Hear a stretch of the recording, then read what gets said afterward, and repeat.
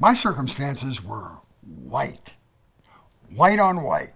White house, white town, white church, white friends. I was born and raised in the western suburbs of Philadelphia, Pennsylvania, the only child of a white conservative family, RWP, Republicans Without Pigment. My soul records were the only thing of color that ever made it past the front door of our house. My parents had their music too, such as it was. From the Lawrence Welk Show, it's Myron Florin shredding his accordion. It was putrid. That music wafted through our house like too much Glade air freshener. My parents played their albums in the living room on their Capehart Hi-Fi. Remember those? This was a big old expensive piece of furniture that I wasn't allowed to touch. I had to play my records downstairs in the rec room on the RCA 45 player. They're up here, I'm down here. It was musical apartheid. Now you might think I'm making my parents sound a little racist. You would be correct. Not extreme. They were too pinched to be extreme about anything. I'll call them polite racists. No slurs at the dinner table, no cruel comments. It was more subdued than that. For instance, blacks would come on the news. Maybe it was a story about unrest in the streets, and there'd be the clucking. Oh, look at that. The same way they'd react if somebody came to church showing too much cleavage. Ah, for God's sake. Very condescending. This wasn't just with black people. For my parents, being judgmental was a pre-existing condition. So, where was I in all this? Did low-grade racism become a family tradition? No. Like other kids, I found fault with everything my parents did. Whatever their attitude was about whatever, music, politics, I bolted quickly in the other direction.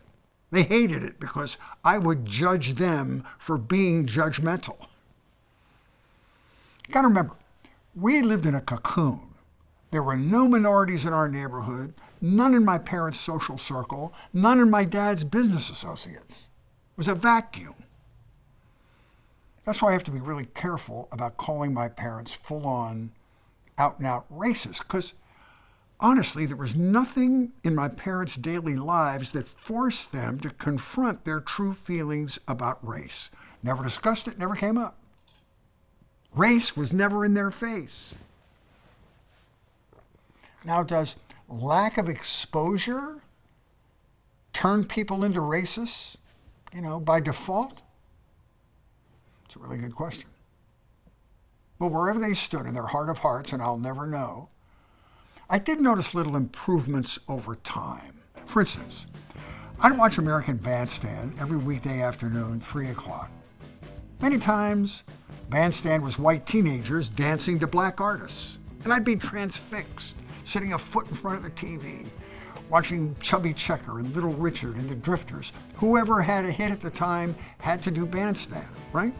Well, my mom used to walk by in the hallway, glance in with her furrowed brow, never stop, do a little grunt of disapproval, keep on booking.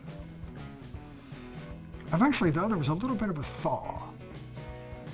She would actually come to a complete stop, maybe listen for a minute or two, and then slowly exit with a noticeable lack of disgust on her face. I thought, well, now we're getting somewhere. Just needed patience. It was like training a squirrel to eat out of your hand. It takes time. Slow acceptance. You know what I think was responsible for the slow acceptance? Motown. Absolutely. The whole Motown package, the horns, the strings, the 4 and 5-part harmonies soaring in perfect formation like the Blue Angels, Holland Dozier Holland songs, Norman Whitfield songs, Smokey Robinson songs, sophisticated in their presentation, beautiful in their simplicity. During the 1960s, Motown became two things: the soundtrack for the civil rights movement and middle ground between black artists and white listeners. A bridge. a handshake across the abyss. I don't think it's an exaggeration to say that during those tough years, Motown was a catalyst for nonviolent change.